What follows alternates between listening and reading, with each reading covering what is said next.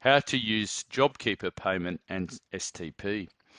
In the SapphireOne application, if we select the payroll HR mode of SapphireOne application, the allowances, we can create a new allowance. In this case, we're going to create the JobKeeper allowance top up.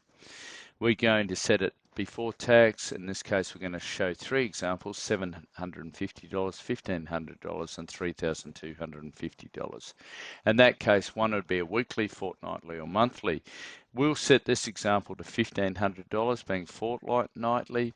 We're going to set that to a fixed amount. It's an allowance, and we're going to go and use allowance A. Now, you would use the allowance that's next available in your allowances list.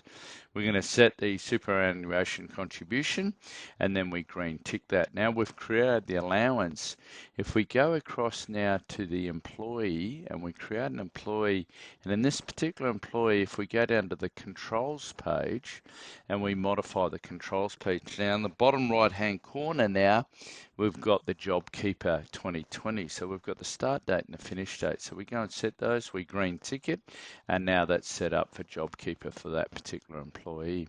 If we come to utilities and we go down to the company inquiry, we modify the company. In this case, we've modified it. We go down to allowances and we add the JobKeeper allowance under allowance A. We green tick that now, and we then go back to payroll. In this case, we're going to go to the working transactions and payroll, and we're going to create a working transaction with a JobKeeper allowance for this particular employee. We're going to set the start and finish date, and then we go and add the JobKeeper allowance in the working pay sheet. And we go and set the start and finish date for that JobKeeper allowance.